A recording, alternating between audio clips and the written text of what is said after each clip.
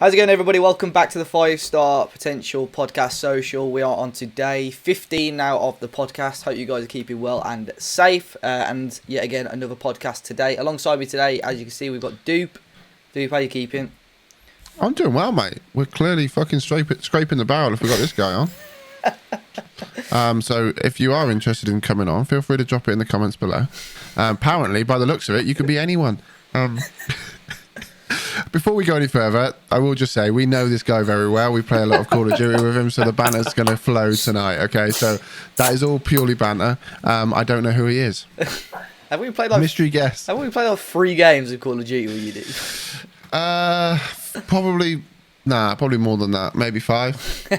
I reckon it's double figures. Yeah? We talking about my weight? Because I'm very sensitive about that. I've told you about that. But yeah, our guest today is Mr. Matt Neal. Matt, how's it going, man? Yeah, I'm good, mate. How are you? Yeah, all good, man. All good, all good. We'll just say, Dave, if you don't recognise Matt, it's fine. Matt's online name is FM Samo. He's a blogger. No, I'm joking. Sorry, it's Mr. Chairman. Oh, is it Mr. Chairman? Yeah. Matt, what do you do? Tell us what you do, mate. What? So yeah, brilliant. Professionally or socially, mate? I don't, mate. To be fair, we'd have to bleep a lot out if we're talking about your social life, mate. Judging by the conversation earlier, I think you did correct, mate. Yeah. So professionally, apart from in between us, what else have you done? So yeah, I was a stunt double on the second film. Yeah. Was that the one where you dived in off the top? Yeah. No. You know at the swimming pool where he gets pushed in with his knob out. Is that the first or the second one? Yeah, that's that was my. Yeah, that's my knob. Yeah. Yeah. Okay. Well, we need to have a conversation because I've done some things to that. So I'm glad I understand what's happened now. No, professionally, I'm a recruitment analyst for Salford City. I have been for the last, what month is it now? November, so since July now. So coming up to 4 months. Coming up to 4 months now, yeah. And you, well, that was during lockdown anyway. So the first question we normally ask is, what was your reaction to the most recent lockdown?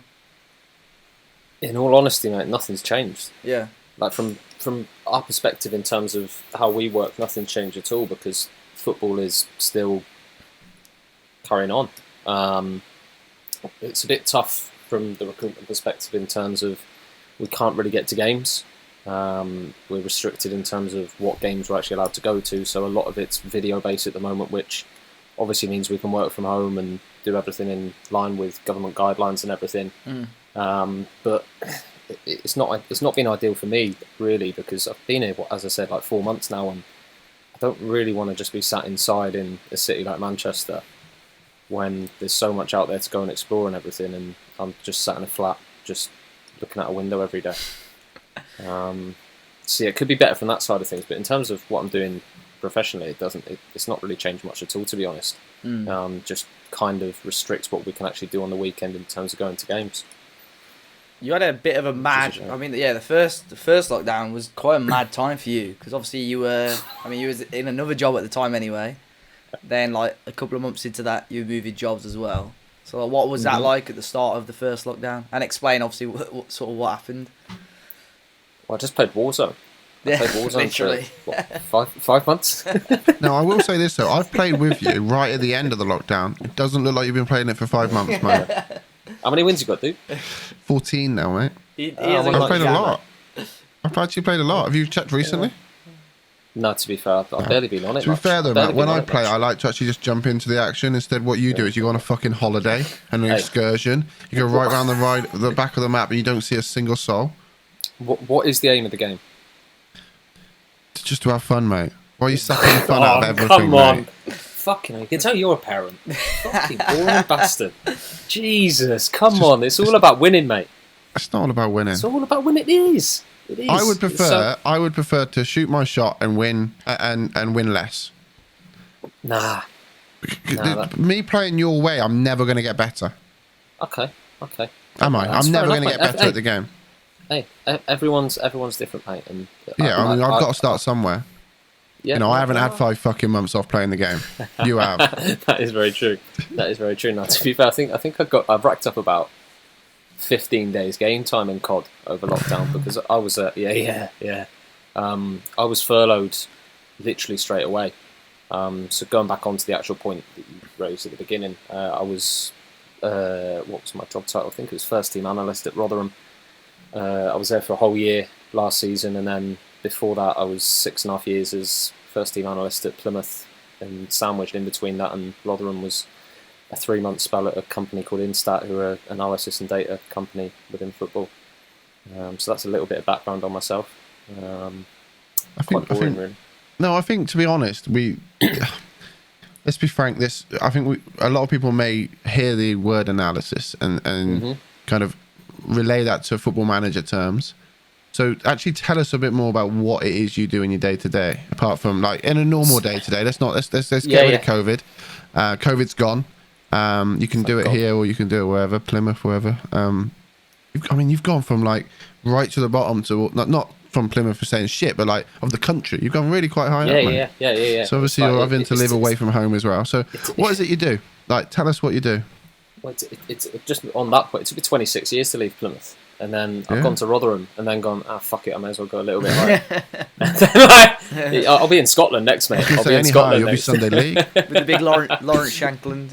Hey, nothing wrong with Shanks. Nothing wrong with Shanks, mate.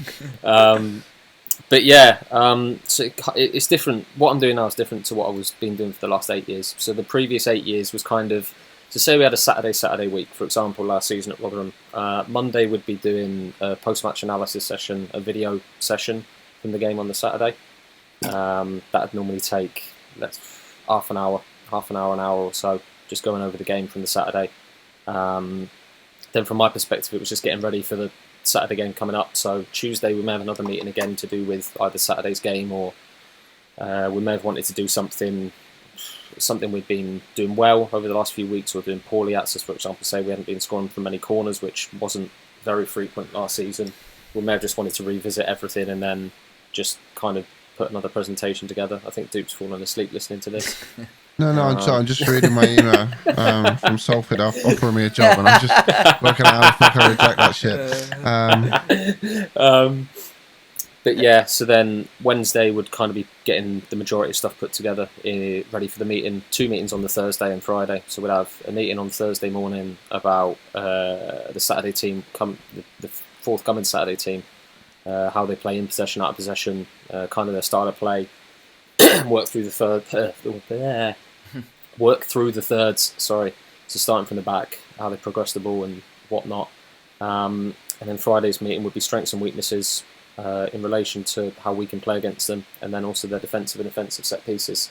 And we were the highest scoring set piece team in the whole of England last year, so that meeting was a massive one in terms of just working out exactly what areas we can exploit for the game on the Saturday.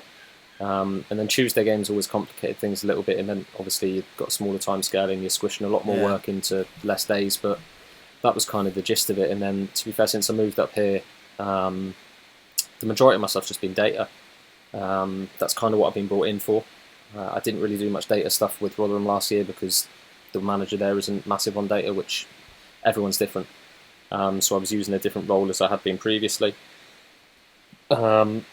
So I've done a lot of stuff with data. We're analysing a load of leagues and countries and everything, and trying to find basically players through data who possibly or potentially we could have missed or just haven't physically been able to see, especially this season when we can't go anywhere really outside of our next 3 opposition, so we can only go to 3 games a weekend, where in reality we'd want to go to 5-6 games, or we want to go to watch Joe Blogs or whatever playing at whoever in whatever league, but we can't because of COVID restrictions. So a lot of the stuff this season is going to be using data and the initial identifier in terms of trying to find players, and then just that next step is watching them, which again this season is a lot of video stuff. But yeah, it's just kind of all just modern techniques really. And then I'm still going out to games as well. I've been doing a few opposition reports, and we've been lucky to be able to get into a few games here and there. There's a few non-league games we've been able to get into when they were opened. So yeah, it's just been trying to really do whatever we can do at the moment in the department. But we've got a good department here, and we've got a club that is willing to help us try and achieve what we want to achieve, and there's a good setup in place, and hopefully we can push up the league this year.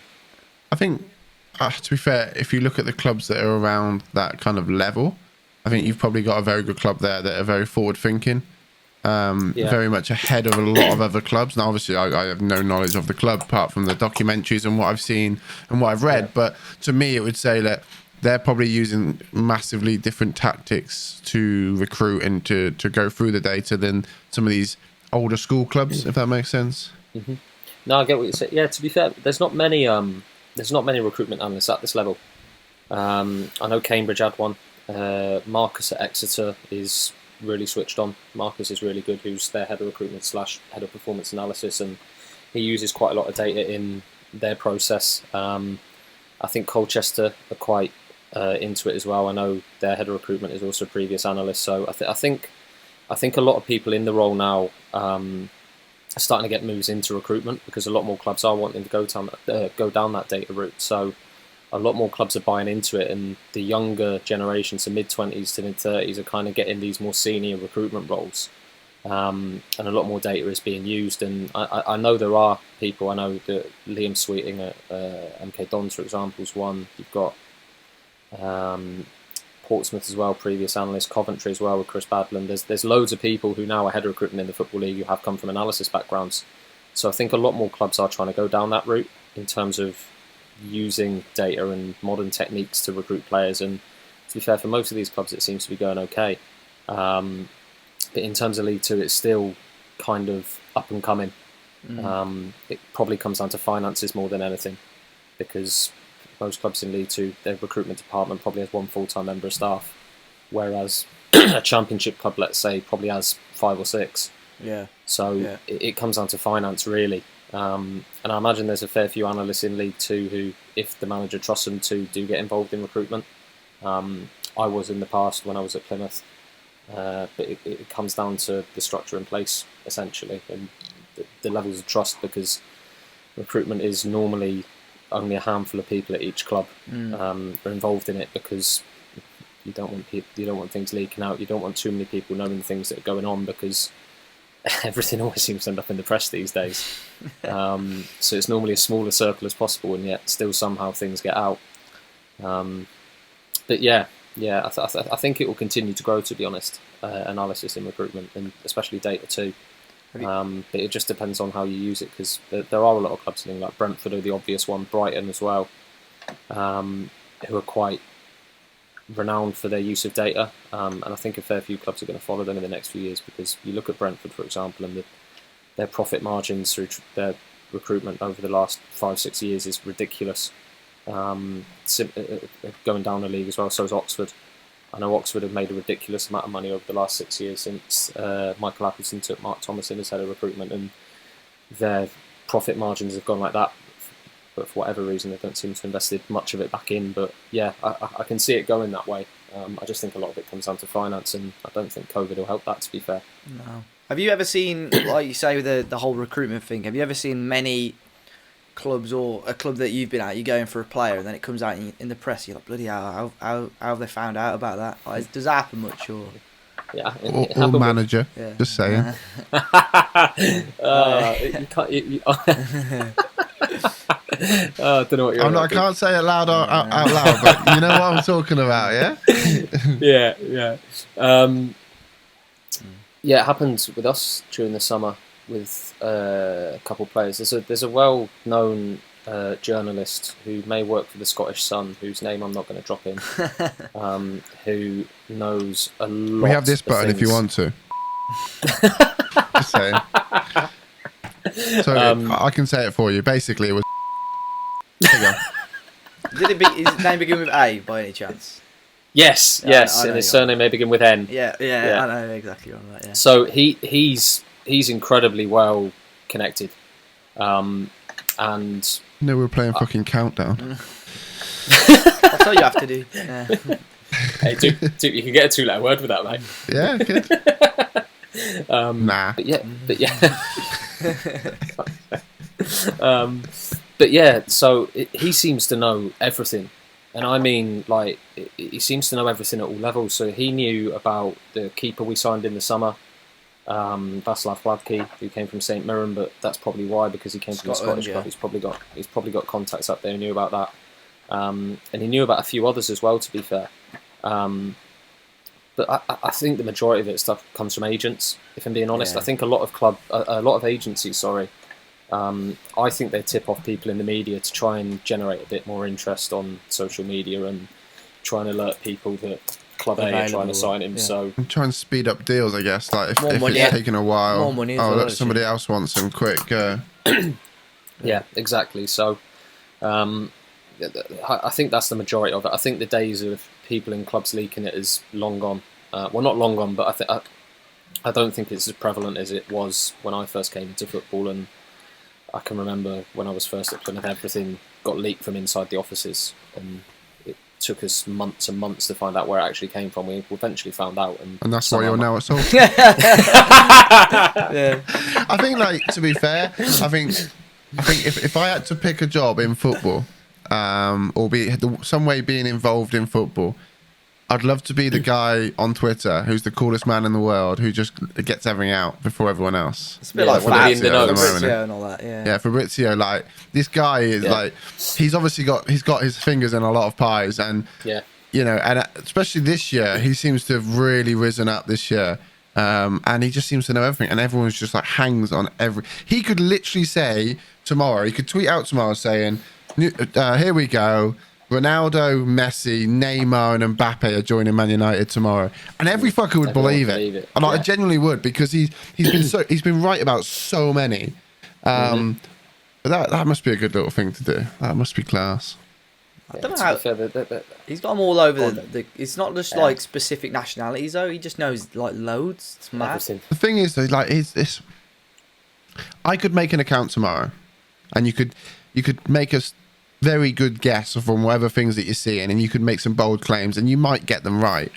But the fact that he gets literally, he is so on the money, it's unbelievable. What I like about him though, if he's late or he doesn't get it from his own sources, he'll always credit people as well. Like he says, as per my friend at whatever. He'll Dave has a party on Twitter. That's it, mate. Fucking talking. So Matt, we haven't really talked much about COVID. Dave, sorry, I'm just taking over a little bit. I could talk to you about football all day, and maybe we should have a chat again, or maybe the chat will carry on into football. But one thing I do want to know about being involved with a club like you are, you're very different to a lot of, or it's very different to a lot of other people that work in different sectors and regions. Like, you have I'm assuming you have like a club doctor and a club physio there. So if you needed to get some help with your mental health, is that facility available at Salford? Are you very lucky to have that on the doorstep, or would it be very difficult to find that support through the club? It's a good question, to be fair. But we've obviously got our medical team's got about 7-8 people in full time. Yeah, I was going to say, because like we haven't even got a first aider at our work. Do you know what I mean? So, we just got the Scottish bloke with just a bag of fucking. His initials are AN.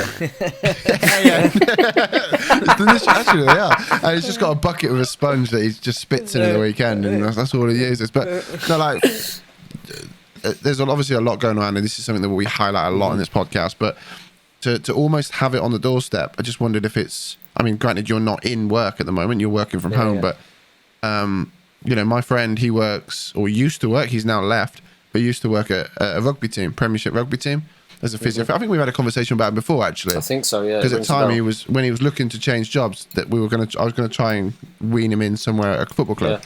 Yeah. And he says that literally he has daily or every other day meetings, because he's in the physiotherapy team. They have like a medical meeting on site because they have to be. Yeah. And literally they go around the room and they're like, "So, how are you today? How are you today?" And it's the doctor, and he's like, I don't believe that. Let's go and have a chat, sort of thing, which is brilliant, and not a lot of people have that. Yeah. So I just wondered if maybe that's because he's in that department, or is it because it's a football club or a sports club? Is that something that's... Yeah, to be fair, it's never something I've really thought about, in all honesty. I know that obviously, as I said, we've got a head of performance, we've got another 2 physios under him first team. So yeah, we've got about 7 full time, plus obviously the doctor as well, who's not full time with the club, but is obviously associated with the club. But it's not. Yeah, I don't really know. Club doctors especially in the lower leagues, aren't normally club employees. They're just a doctor who will pick up a nice bit of cash to do certain bits of medicals and match day stuff and whatnot. But they won't be full time at the club. They'll still work in a surgery, let's say, for example.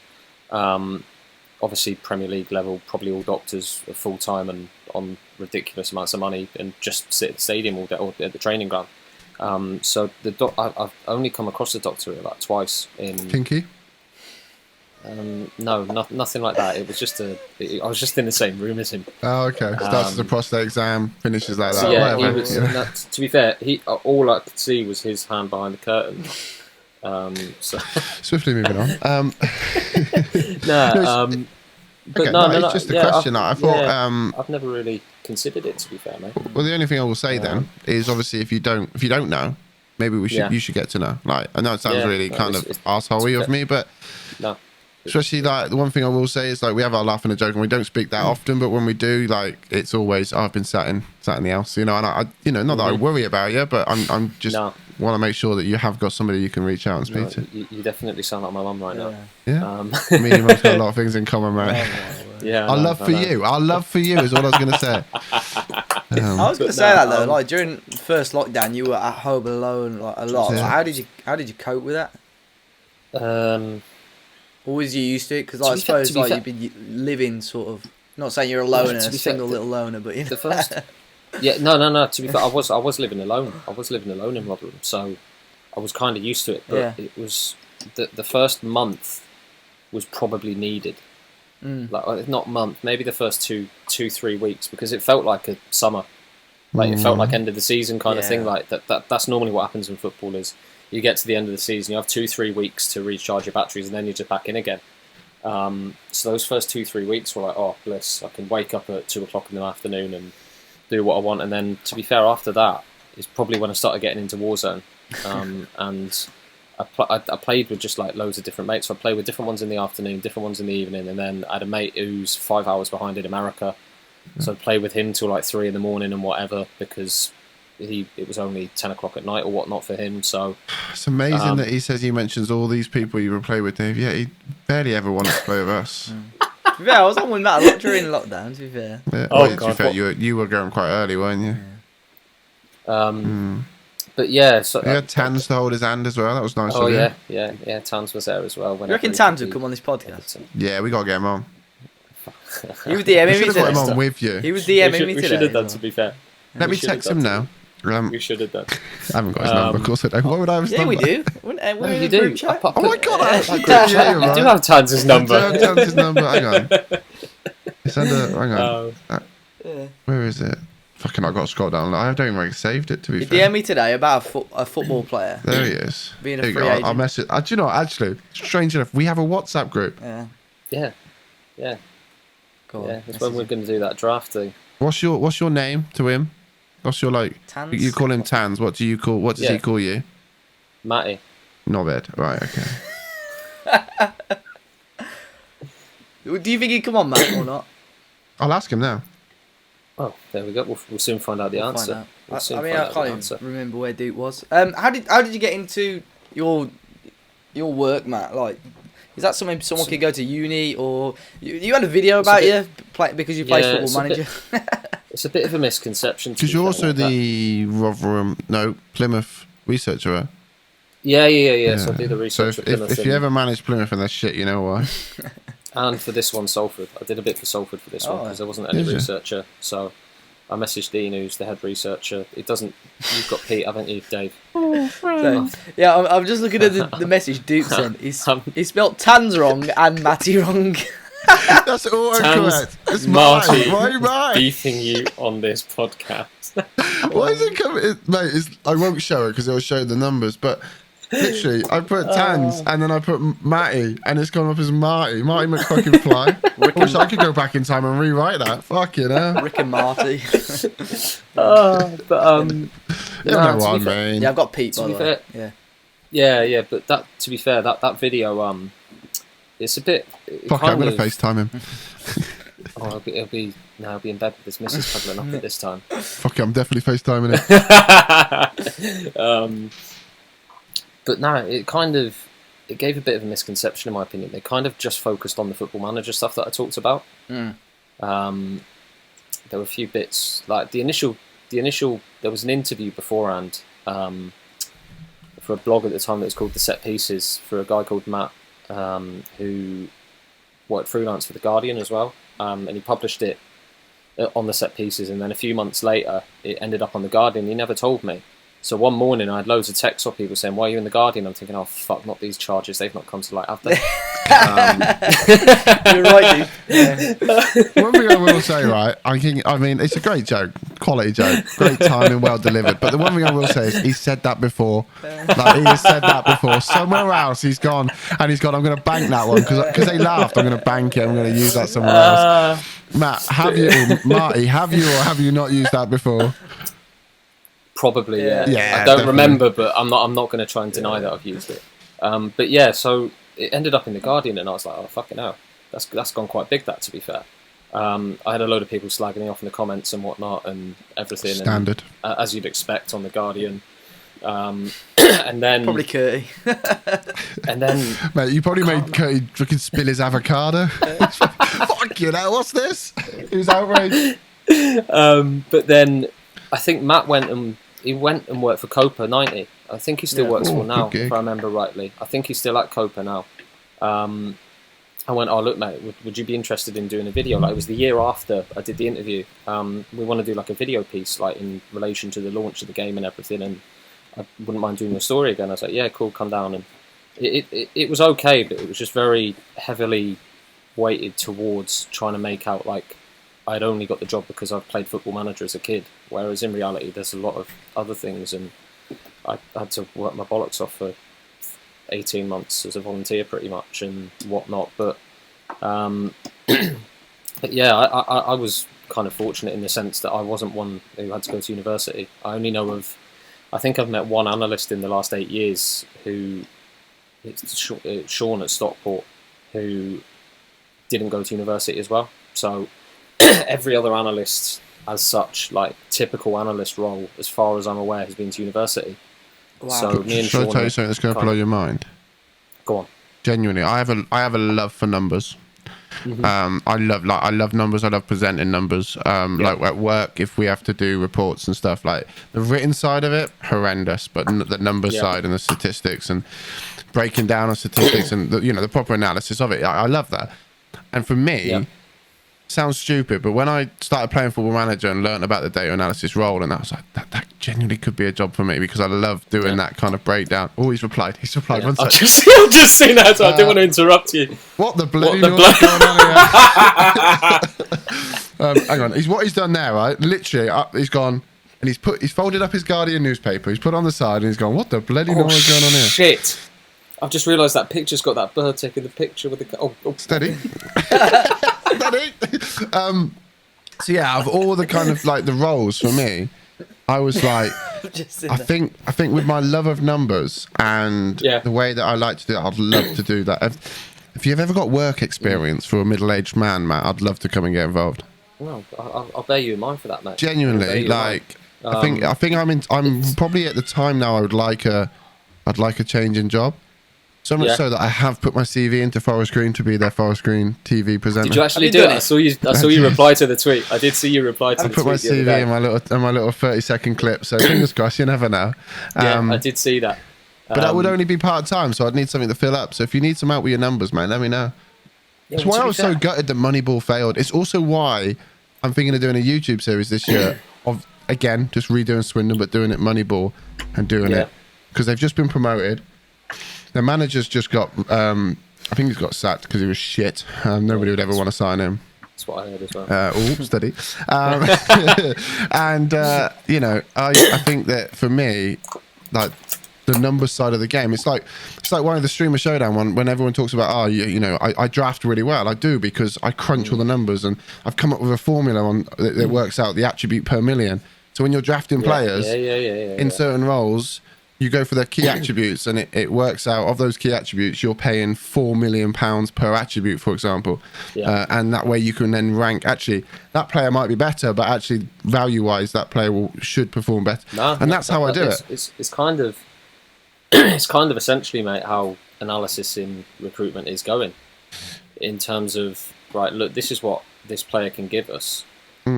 Can we weight it in a way that we can see exactly what we're getting from that player compared to A, what we've got, B, what we could have, C, here's another option as well, whatever it may be.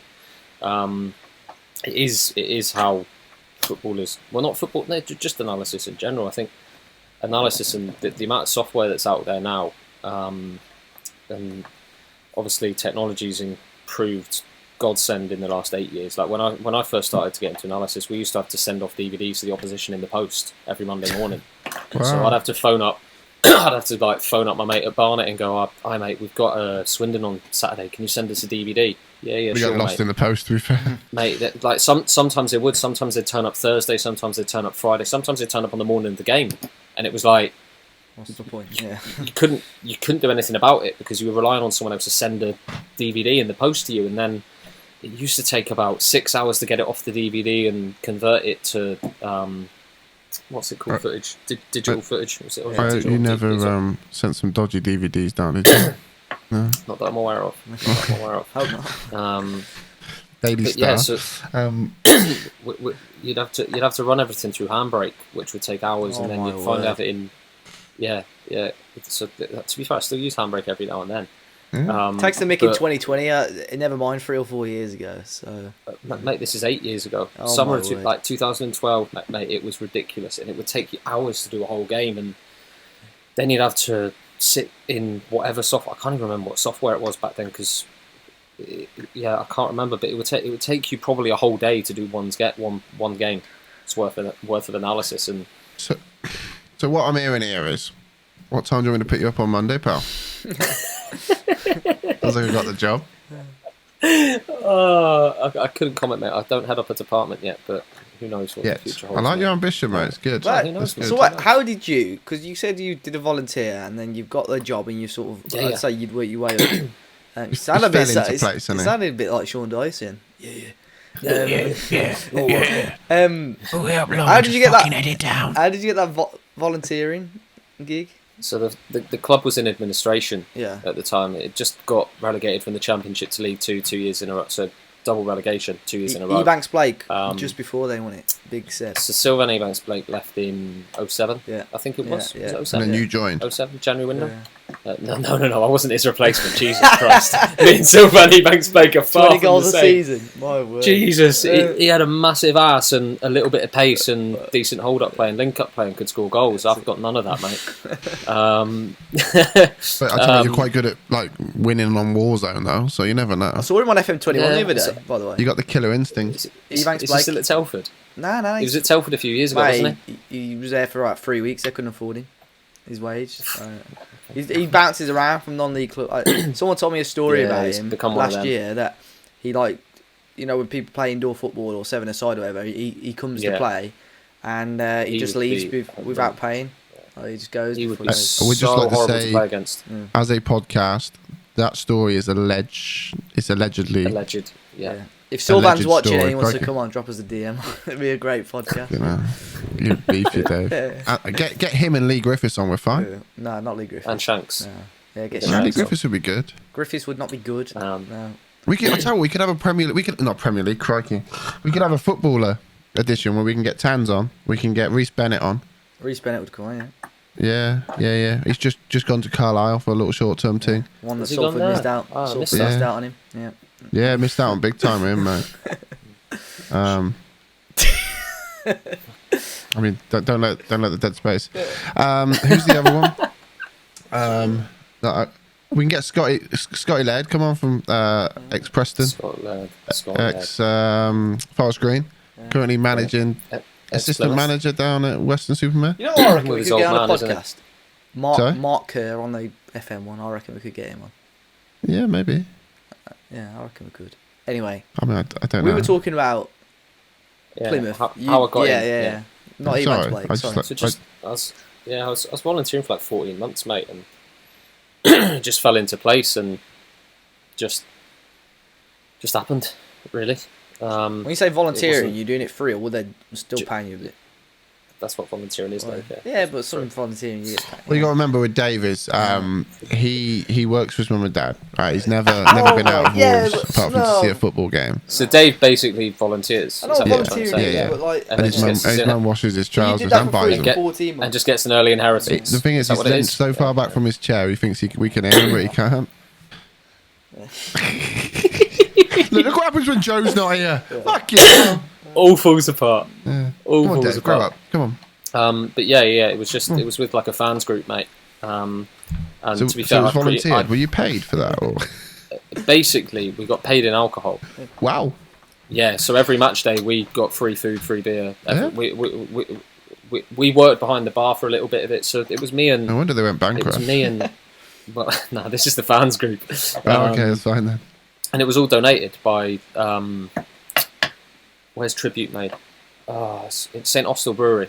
So St Austell Brewery used to donate a load of free Tribute ciders. It's where Thatcher's is done as well, I think. Tribute St Austell, and loads of pasties were done as well. You've got pasties days. obviously in the southwest. So that was all given for free, and fans used to pay like a £5 to turn up in this tent kind of thing, and there'd be live music on. Obviously, your £5 you got a free pint and a pasty and that, which ain't too bad going. No. For a little bit of pre-match entertainment. It was open from like 12 o'clock on a match day, and me and I think it was 3 mates, and one of them is now full-time. I think he's media executive at Plymouth now, Charlie. Wow. So if you've ever seen, they do a thing called Match Day Moments at Plymouth, which they put on YouTube and Twitter and stuff. It's like a behind-the-scenes view of like the match, where he goes around with his camera. He goes like pitch side and goes in the change rooms and everything. And he does it. He was like the first one to do it in England. Nobody had ever done it before. Every club does it now. Like loads of clubs do like pitch side stuff, like different angles of goals and stuff. And Charlie was the first one to properly do it. And he's ended up getting a full-time role at the club out of it now. He was at Pro Direct for a few years as well, working full-time there, and then the club have gone in a different direction, and he's come in full-time on that side of things as well, and he's done really well out of it as well. But yeah, we used to just get paid in alcohol basically. We'd spend a lot of time in there. We got to know like the players and the staff quite a bit because they'd come in afterwards because they weren't getting paid and they would get free drinks and stuff as well. So it was great for them to not have to spend to get pissed.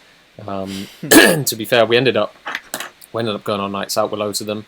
I remember there was a current Premier League first team coach who used to come out quite frequently with us, who was at the club at the time. I won't mention him for legal reasons.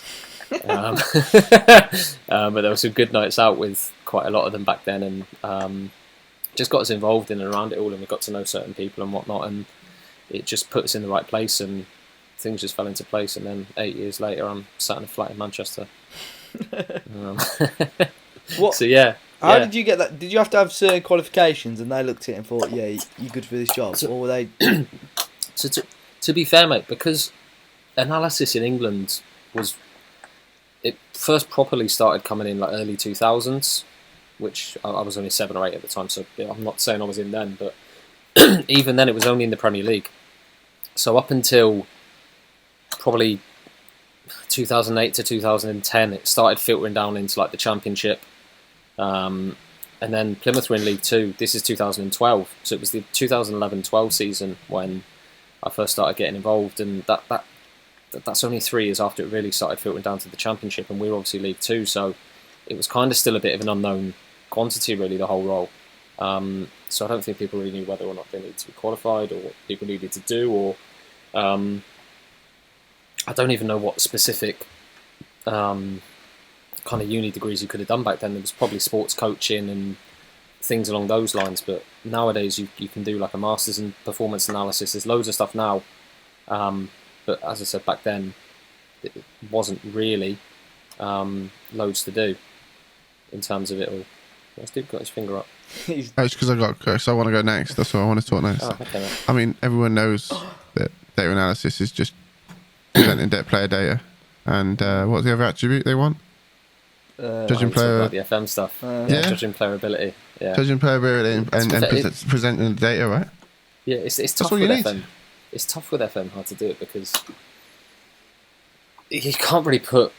It's the same with loads of stuff with it, I suppose. You can't really put an actual attribute to certain stuff that people do. Like, do you put an attribute in for someone's contacts? Because like a lot of recruitment work comes down to that in terms of shit. It's the last day of the window. We need a goalkeeper. Who do you know? Who can you phone up? How quickly can you find us a list of 50 goalkeepers? Like we went through. I was speaking to my mate earlier. We went through at Plymouth a few years ago. I think we had 9 goalkeepers in one season, but those 9 keepers were in the space of about 2.5 months. And it literally was just like we'd play a game on the Saturday. Keeper would get injured, and I'd phone up our chief scout. I was like, "Yeah, another one." Play the next game. Yeah, guess what, mate? That literally was happening every week. Yeah, and it was that's essentially what it was. And yeah, we kind of we kind of struggled, but a lot of that came down to contacts in terms of right. Phone up who you know. What clubs can we get into? What clubs can we speak to and ask who's available? Because it's not always as easy in terms of FM and going right. Who's available for loan? Of course, there are ways that you know that people are, and some places always will be. But to actually get to how you get to it in FM, you've kind of got to actually phone people up and phone agents up and phone loan managers up and phone whoever it may be and just go look. Is anyone available at your place, or are you looking to move so and so on? Or imagine if that was a thing in FM. Exactly. So, like, if you had to do it in FM, it would take ages to do because you'd have to go and speak to every manager and be like, the way in FM it works. It's kind of how it gets to in real life in terms of you kind of have a pool of players that you know of that are available, but it doesn't have that process beforehand that takes weeks at times to actually manage to produce a list per se. Wow. I'll tell you what, I honestly, genuinely, I know this isn't kind of the point of the podcast, but I could genuinely sit and listen about the inside of football. I mean, I'm going to kind of segue a little bit to the next section, if that's all right, Dave. I am massively interested in the behind the scenes of football. So much so, I've been really, really invested in Ben Foster's YouTube channel, Cycling GK. Really recommend it for anyone that likes football. You haven't got to like Watford, to be honest. I don't like Watford. I kind of do like Watford now, just because of the more and more that we're doing it. But he does a lot of vlogging from behind the scenes of football. So, is there anything that any content out there that really does show the ins and the outs of behind the scenes? So I know you said about your chap at Plymouth that used to do it. Is there anyone else that you can recommend that does some decent stuff? Apart from the Warnock documentary. Yeah, nobody needs to know about that. Do you know we watched that on the 48-hour stream, Dave? Oh, Matt's got a story about Neil. Go on, son. Fire away. Which one? Which one? There's more. Oh, everyone's got stories. Tell us the one where you had Christmas dinner with him, mate. No, it wasn't that far. I did get off the sandwich. Tell me the one where you turned up to training and there was one car in the car park and it was Neil Warnock. Come on, tell the story. Have you heard this, dude? Yes, yeah. I want to hear it again. So I've heard about 8 times. I could tell you this. Let me tell you the story. He drops this all the time. I can still remember exactly where I was. So I just walked outside the office back at Plymouth, and it's in fact, Dave. I'm going to text it. Right, hold on. This is going to make the story better. This is a picture of his car or something now. Okay, we'll fill the gap. So just so you're aware, what happened was fully consensual. Matt had to sign an NDA before. The nudes did get leaked. The tape got leaked as well, but it was nothing to do with Matt at all. Right, Dave, read your message. I've just WhatsApped you. Okay. I'm just going to give you... Right, so Dave, you're playing Neil Warnock. Neil. Oh, do the accent, Dave. Do the accent. That's why I've got... There's pressure on me now. So, I remember I just walked out the office at Plymouth. I think I was only about a year into the job at the time as well, so I was still a little bit, not nervous as such, but I hadn't really met anyone naive. Big. Yeah, possibly, yeah. I hadn't really Willing met to do anything to make a good impression. Yeah, we know what that is. Start some really bad pornos there. I was going to say something then, I won't say it. So I'm walking out and I just hear my phone go off, and it's unknown number. So I pick up, and at the other end of the line, I hear, "Hiya, son, is that Matt?" Sounds like I'm auditioning for Corrie. I'm like, yeah. Who's speaking? No, I think you know what's going to be next, Dave. Sean Dyche. I don't know if he says one name or two. It's Neil Warnock. Yeah, that's exactly what he said. And I'm like, right, which one of my mates is pulling my leg here? I'm thinking, someone's called me on a withheld number, because it was on an unknown number as well. So I had no idea who it was. I just thought one of my mates was pulling my leg. And he's like, oh, John Sheridan gave me a number. I was like, right, because Shez was our gaffer at the time. He's like, oh, look, basically, I've got, I can't do his accent, by the way, I'm not going to do it. Is he Welsh? Yeah, possibly. He's not lived far from there for a while. And he was like, oh, yeah, I've just got loads of problems at my house. Like, my phones aren't updating, my computers aren't updating, and I really need them fixed. Would you be able to pop over? I was like, yeah, sure. He's like, tomorrow? I'm like, yeah, what time? 8 o'clock. See you in the car park. I was like, right, okay. So I walked into work the next day, 8 o'clock in the morning. He's sat there with his little I think it was a Lexus, like big Lexus GP kind of things. Not like one of the soft tops, not one of those kind of Lexuses. And I'm like, I'm still thinking this is banter, even though I can see him in the car. I'm like, I'm going to open that door and he's going to be like, who the fuck are you? Yeah. Like, I'm like, and then I get in, and it takes about, I'm going to say, hour and a half to get back to us from Plymouth, just around that. He lives in Cornwall, for those who don't know. And turn up. Literally, all he needed doing was installing the latest updates for iTunes, plugging his phones in, updating the software on there. The thing is, I've heard this story yet, it still shocks me. Did he have kids that could do that? Like, of an age that could have... So... Were they a little bit too young then, you reckon? So Will would have been 7 years ago. Will would have been about 12. His daughter would have been, I think, a year older, 13, 14. So maybe a bit too young, maybe. Amy is. So, ladies and gentlemen, we'd like to use this platform to show that this is what happens when you start to get groomed by an older gentleman. Watch out for these. We're not calling Neil Warnock. But to be fair, I didn't say anything. But to be fair, they were also they went to a private school in Plymouth, so I don't know whether they boarded or not. So they may have not been around the house. I'm not sure. But I turned up and lovely Sharon was there. Sharon greeted me when I walked in. Shazza was there. So, do you want a drink? Do you want anything? And I was just like, yeah, just the water. Or, don't drink tea or coffee. I'm very healthy. Yeah. And just literally drink water. So I went and sat down, updated it all. Pops in, do you want a sandwich or anything? No, I'm all right. It's literally like a hour job, but I'm stretching it out for like 2-3 hours. I'm like, there's no point claiming this is an easy job. Yeah. There's no point. He's obviously, I think he's out doing the gardening or something at the time. Did you check his internet history? Just a quick question. No. Why have I just thought of this now? 7 years too late, mate. Why have you not? Why did I not think of this 7 years Just ago? imagine this, right? You look, okay, well, this is nowhere what we need on the podcast, but you go through his internet history, you pick a couple of websites. I mean, that, and you could sell that to the papers. That's you done for a year. It's like fishing rods and tractors and that. Ain't gonna be. If he wants to look at rods, Dave, he's looking at a rod on, mate. No problem. These papers will buy anything. Oh my word! I can't believe I didn't think that. And then then he was like, "Oh, hold on, kid. Oh, no, son. Sorry, it says son, doesn't it? Sorry, son." And yeah, just dropped me back off at the club. Gave me a little bit of cash. For my problem, for helping him out and everything. And now, thank you very much. It went through a offshore account, probably. No comment. Allegedly. Allegedly. There you go, lad. It's 50 quid. Stop at the lay-by. And then every time I've seen him since, he calls me son. I saw him last year at Rotherham. It'd been a while. Hiya, son. in his semi-enthusiastic voice. Hello, son. Just turn around and go, mate, I've seen your internet history. Shut it. I ain't your son. My dad wouldn't look at that. Seen him a couple of times since, and I can't believe he didn't go for his internet. Who would do that, dude, man? 100% me, mate. It didn't cross my mind. Matt, let's take you back.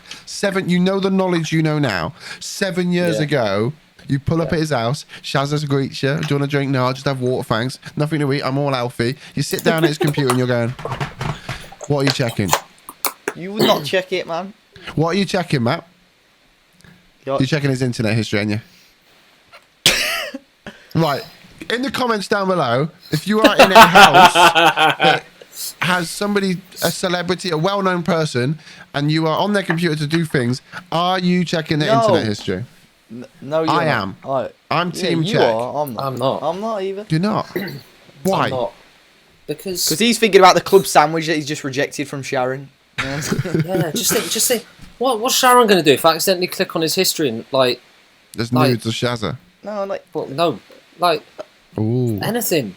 Ooh. Like she sees that I've been looking at the fact that he's been seeing how Phil Jagielka's doing on YouTube. I'll tell you what, know, right? What's probably on there, Matt, is his Netflix on a bookmark. And he's probably watched lots of things on Netflix. Not in 2013. Hang on, it's a segue for the fucking podcast. Shut your mouth. So you're probably looking at Netflix. Matt, if you went on his Netflix, what do you think he would watch? And in the lockdown, what did you watch on Netflix? I reckon he likes a bit of Alan Partridge. Yeah. Do you reckon? I reckon he's into... I feel like his comedy's kind of like that a little bit. Like, I'm a massive fan of Alan Partridge. Yeah. And I'm also a massive fan of Neil Warnock. Yep. So maybe... So it must be true. It must be true. It must be true. Okay. Do you got any recommendations for everybody, Matt? I'm trying to think. The best things I've probably seen... The best series for me recently has been Money Heist. Yeah, I haven't watched that. Money Heist for me was unbelievable. I literally just watched the first series in about 2 days. Wow. I can't remember. I just randomly put it on. You know, sometimes when you do a bit too much research into a series, and then you get into it, and it's a bit like, oh, this ain't actually like what I expected. Whereas Money Heist, I just went, oh, that looks alright, and just chucked it on, and then I was hooked straight away. And did you watch the subtitled version or the English version? I had it dubbed over the top. I can't concentrate. I think that's probably better though, isn't it? Was it a bit weird to watch, or did you get used to it? I just like when I'm watching a series, I don't always pay attention to the screen. So I kind of was flicking up and seeing it every now and then. But as long as I could hear what was going on, compared to seeing everything and having to read the subtitles, I prefer that. So I don't really want to be reading the bottom of the screen the whole time whilst I'm trying to also see what's going on in the actual scene. So no, I really enjoyed Money Heist. There's a few things on there. The Fall, which is on there, with Gillian Anderson. And in Belfast, that one's good. That one's really good. I've watched loads. I've not watched much recently though. The last year or so, I've not really gone into it that much.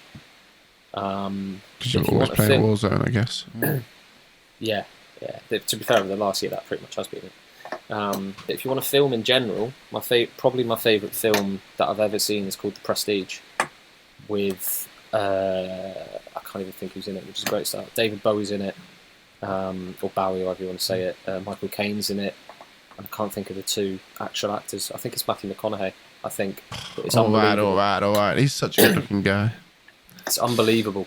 Do you not watch your own work then, Matt? To be fair, I admired In-Betweeners when I was about 14, mate. That's what Dave is now, so let's be honest. Do a new In-Betweeners when one of them shaves looks like he's out of this. This is England, mate. Yeah. Davey, I've got a recommendation this week. Go on. Now, I think everyone's probably already seen it, but I've gone and watched the other 2 episodes of the Leeds documentary. I only watched about one from last season. Yeah. So no, they did one, and then they did an extra 2 episodes. Did they? And if you haven't watched it, go watch it. Yeah, on Amazon Prime. Take me home. What? Another 2 from last season, or just the ones? No, but it's this season, I'm sure. I've not seen that. I saw the ones from last season with obviously the last season, the one with Dan James. Yeah, when they bottled it. Yeah. He should have went there. No, that was the year before. Have they done season 2 of that then? Series 2? Yeah, series 2 was 3 episodes or so from last season. Oh, that'll probably be one. Yeah, so that's the ones that I watched. Yeah, okay. Yeah. That's why I got confused. Do you know what? I felt this didn't stretch. I felt that they could have stretched it out more. Do you know what I mean, dude? In terms of 2 seasons. It's only 2 episodes, isn't it? Yeah, 2. I couldn't remember if it was 2 or 3, but it's 2. It felt like it needed 5 or 6. I feel Like, that they could have done more. Yeah, I think they could have. Yeah, it's just like they chucked What's it your, all what's your together go-to and like just- football documentary of that type? You got the Sunderland one, the Spurs one, the City one, the Leeds I think one. I haven't seen the City one. The reason I haven't seen the City one is because I'm a United fan. I watched the Spurs one because of Mourinho, and Mourinho was our manager, and I wanted to see a little bit behind the scenes of him. I also was very interested in their take of behind the scenes for COVID. I wanted to know kind of Yeah, it what was a actually good one, happened, that was. and they didn't really go that much into depth with it. But I really liked the Tottenham documentary, and I kind of thought I quite like Tottenham because of it. You know, because like you get to know some of the players and a bit more behind the scenes, and I got to like Jose, and I wish that, the more I see Jose now, I'm like, if only he had a nice style of football, I'd love him as a manager because his passion's amazing. I don't want that on City. I don't want to come away from the City documentary and go, I quite like City, I want Pep. I don't want that. So that's why I don't think they give not that to watch effect it. as much on the City one. I don't think they give. I don't know if I think the Spurs one was definitely more. The Spurs one was a bit more personal. I think you saw a lot more behind the scenes on that one. I think they're always tough because I think the Spurs one was good because they didn't win. It wasn't a fairy tale like City's was, I guess, right? And you saw City won the body- league. Yeah, they did it right. Bit boring, isn't it? yeah, I think it's kind of tough because you want to see so much more that's going on. Like, if you could truly see what happens inside a football club Monday to Saturday, you'd just be like, what the fuck is going on here? Like some of the things that go on are just ridiculous. Like some of the meetings that go on in terms of with players, sometimes just the staff meetings. Like some of the staff meetings I've had in my time have been hilarious and not something I will ever talk about publicly. Go on, tell us. Maybe later, dude. Maybe later. I'll tell you later. But if that was in a documentary, like people get sacked. Because they'd be like, this guy doesn't have a clue what he's on about. Like how can certain people be saying this? But in reality, that's just how some people relay things or whatever. And it's to me, it's tough watching because I've seen it truly, completely raw and actually inside football, and seen it with all the emotion there and understanding what's going on and everything. Sometimes you don't get all the context of what's happening in the documentaries, and whilst they're great, it's still, I'd love to see everything. But obviously there's a Salford one as well, which I think they're bringing out another series for soon for last season. I believe so. And I think they are doing one for this season as well. Spoiler alert, there you go, I just ruined all of their plans. But imagine when the Guardian tweet that in the morning. News just in, Matt Neal confirms on podcast about COVID, and we've not spoke about COVID. But yeah, obviously, like they have to edit that ridiculously. Like they film so much, but like probably 90% of it gets cut. I guess for you, like, it sounds silly, but we're watching a documentary and you're living that documentary and more, So like, I guess from you don't. It's like I work in a company that basically it's a factory that makes drug delivery systems, right? Now I'm not going to watch a documentary about that, exactly. because it's my work. If I want to watch a documentary, I'll just go there tomorrow. You know what I mean? So no, I completely agree with that. And it's always interesting seeing how other people do it and other clubs work and different managers work and whatnot. Like I'd really love to be able to see some other analysis departments, and there's bits and pieces online from other analysts in the game and whatnot, but it's always a bit hidden in terms of the access you actually truly get to what they're trying to tell you, because they're only really going to talk about the process in layman's terms and not really give too much away, because nobody wants to give away their secrets, do they? So it's really hard to. I'm assuming things go club to club when people swap over and transfer. So, for example, do you sit down and they go, well, what did you used to do at Rotherham? How did you do it at Rotherham? Right? Is there anything that you did at Rotherham that we should be doing here, or is that not a thing? Are they kind of very stuck in their ways? No, to be fair, when I came in here, Ross the analyst, one of the first things we did was just talk about, obviously I came in on the recruitment side of things, but I was like, look, if there's anything you need help with, or just want to see examples of my work or whatever, just let me know, because it's very rare that we're able to bounce ideas off each other in football, because it's such a closed section of the game where nobody wants to really share how they do things or what they do or whatever. So I just said, look, if you want to see any examples of what I've done in the past, mate, just let me know, because you're never going to learn if you're just stuck in your lane and you only ever see what you see. Yeah.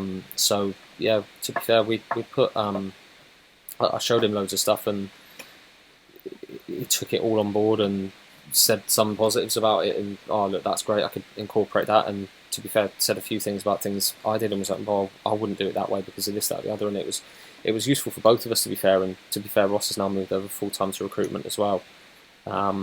So we've got another analyst in now who's come in, and again, it's going to be a different set of ideas and whatnot. And yeah, it'll be interesting. It'll be interesting because everyone's always going to be different. But a lot of it normally just comes down to the manager in terms of what can I give you and what do you want from me at the end of the day, because some managers want loads of stuff, some managers want nothing. So it all comes down to that, really. Crikey. It sounds like you could write a book on it. No, I can't. No. Well, you can't, but would you recommend any books to read? Look at Dave. Dave, look at what's on, mate. Do you not like my segues? They're brilliant, mate. That's a nice. It's the last one. Nice little bookshelf there, Matt. Yeah. Look at this weird flex.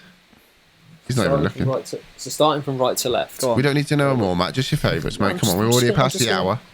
So we've got Gordon Strachan's autobiography. We've got Soccernomics. The Secret Diary of a Liverpool Scout. The Secret Footballer. There's two of them there. There's a book called The Deal. Soccermatics.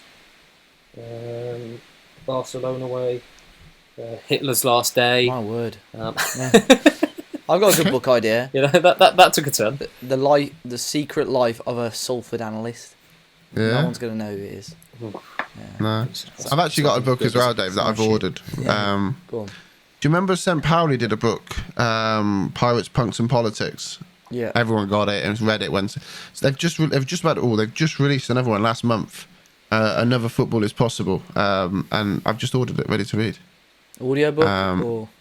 No, unfortunately not audio. I got it Kindle, so I can't show you the thing. But it's yeah, I borrowed it off your mum. To be fair, mate. Again, a very interesting story of a football club. So fingers crossed, it should be good.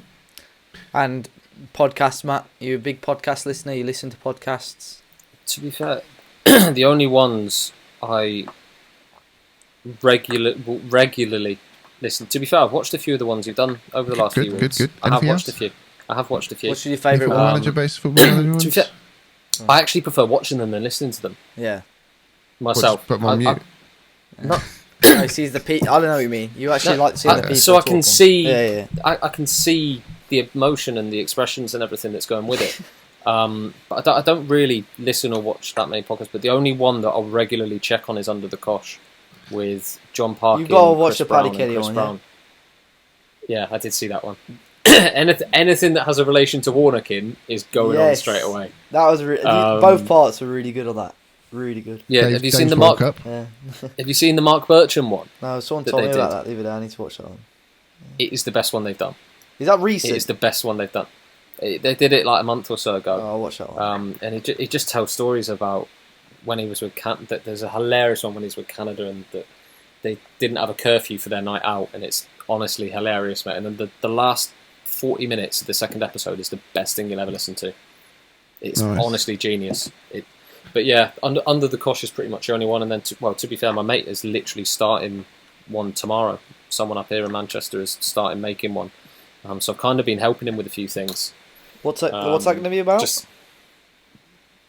called Human or Athlete. So it's basically diving into the more social side of professional sports people and speaking to sports people and speaking about the human side of them rather than just the athlete side of them. So talking about mental health and a bit like this, sort of, really. Yeah, and just diving into speaking about the person rather than just the athlete. Like everyone thinks of footballers as footballers. They don't consider that they've got problems at home or whatever it could be, and he just wants to dive into that. And to be fair, he's got some good guests already lined up. He's got a few pro footballers and whatnot. So he's gonna start that up tomorrow with one, and then I think he's got a few more over the weekend. That'll be think- good. Huh? I think the problem is, again, I'm very conscious we're pushed for time, as David yawns for the 15th time. Sorry, it's been a long day. Sorry, and Matt wants to see that. I think with footballers is everyone just assumes because they got money they got no problem. So it'll be really good. Matt, genuinely, where can we find that? Is that out? Did you say it's out tomorrow, or they're recording it tomorrow? No, he's recording the first one tomorrow. As soon as I get it, Matt, I'll drop you a link. Yeah, please do, and has it got a name we'll yet? reference it. Yeah, Yeah, pardon? human or athlete, right? That was it. Sorry. Yeah, human or Keep athlete. an eye out for Yeah. So it's, I'll let you know as soon as it's up. But he's a really intelligent guy, and he just wants to kind of explore something different that nobody really has done with professional sports people in terms of podcasts or such. Because Under the Cosh are quite good with it. To be fair, they talk about mental health and everything, but it's more focused on their career and the best stories they've got, the best team nights out there, the best piss-ups, the best Christmas do's, whereas he wants to literally just dive into the actual person and find out what triggers them as a person rather than as a footballer. And half the time we probably won't even talk about football with them. Yeah, So good. it'll be interesting, and if he gets a few of the guests on that he wants and is trying to get on, I think he could do quite well off it, because there's some good people hopefully lined up for him. But yeah, that hopefully it'll be a few weeks or so till that's out. Super. Well, if we're still doing this, we'll yeah. definitely reference it. 100%. Perfect, man. Perfect. Just pay us the fee that we requested, and we'll sort that out for you.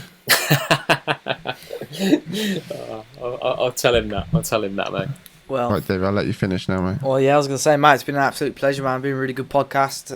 Probably one of the ones we spoke a lot more about football in, but it's been really enjoyable learning more about, obviously, inside a career of a professional sports.